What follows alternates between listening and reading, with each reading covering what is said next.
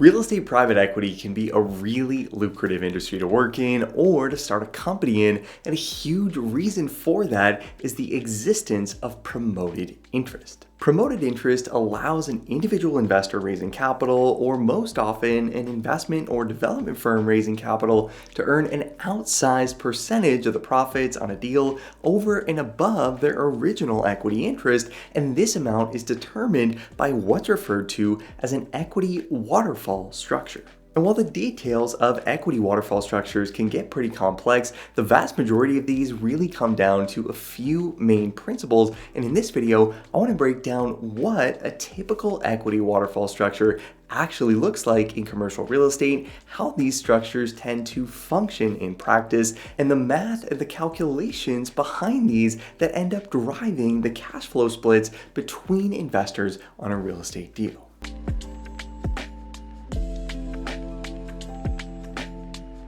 So a real estate equity partnership structure will usually be made up of two main players, a general partner or GP that manages the investment, and one or more limited partners or LPs that are passive equity partners. And within a partnership, an equity waterfall structure provides a framework for how cash flows are going to be split between each partner, and also includes performance hurdles that are going to govern these calculations. And the first performance hurdle that's going to be included within a waterfall structure is the preferred rate of return, or PREF for short, which represents the rate of return that the limited partner requires before the general partner can earn promoted interest and take a portion of the cash flows that would have otherwise been theirs. A preferred return can be based on a variety of different metrics, including the cash on cash return, the equity multiple, or even just simple interest, but in most cases, especially when the LP is a sophisticated institutional investor,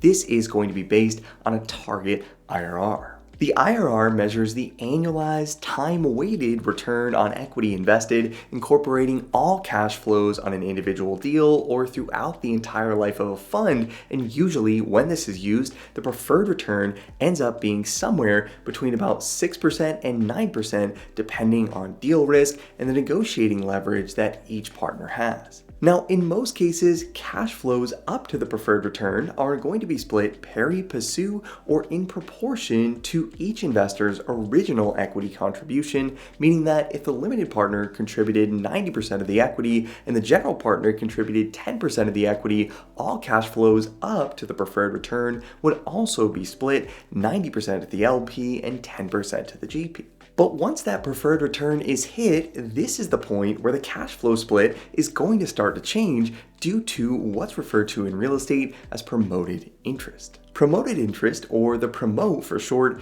is a percentage of the cash flows above the preferred return that's allocated directly to the general partner on a deal, and in most cases, the remaining cash flow outside of the promote will also be split pari passu based on each partner's original equity investment. For example, on a deal that calls for 20% promoted interest over an 8% IRR, using those same 90% LP and 10% GP upfront equity contributions, this would mean that for all cash flows above that 8% IRR, the GP's cash flow percentage would be calculated by taking that 20% promoted interest and then adding another 10% of the remaining 80% of the cash flows, for a total of 28% of these distributions going to the GP above the preferred return. An easy way to think about this is that ultimately promoted interest represents the percentage of an LP's cash flow that they're willing to give up above the preferred return,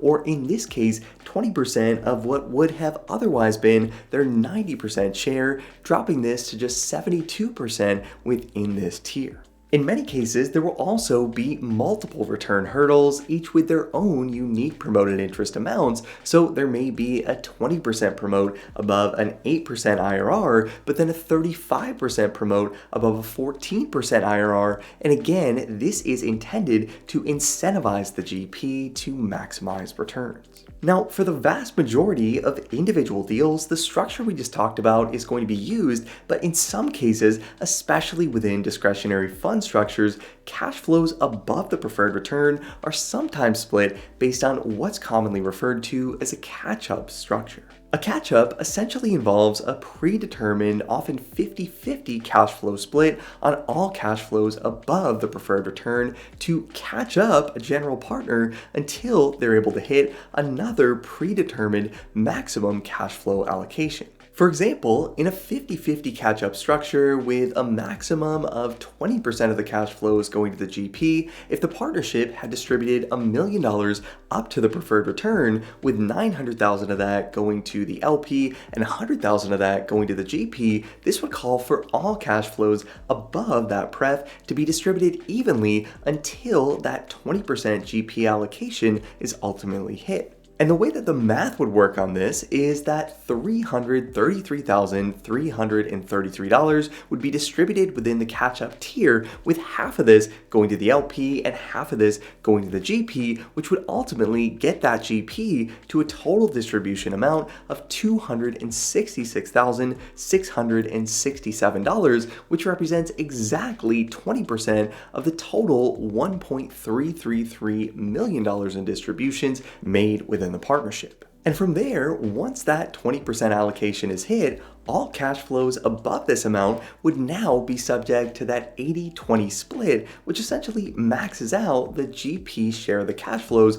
above this amount. Now, the vast majority of equity waterfall structures in real estate will fall under one of these two frameworks, but when using either of these, there may also be an additional clause in the operating agreement that's often included within fund structures specifically, and this is referred to as a clawback. In some cases, promoted interest might be distributed before an entire fund is liquidated or even before an individual deal is sold, most commonly due to either a cash-on-cash based preferred return that allows a GP to earn promoted interest during ordinary operations, or due to a fund structure that allows the GP to earn promoted interest based on the individual performance of each individual deal. And what the clawback does is it makes sure that in cases where performance actually trends downward after promoted interest is earned and subsequent distributions to, or even required contributions from the LP cause that investor to dip back below their preferred return target,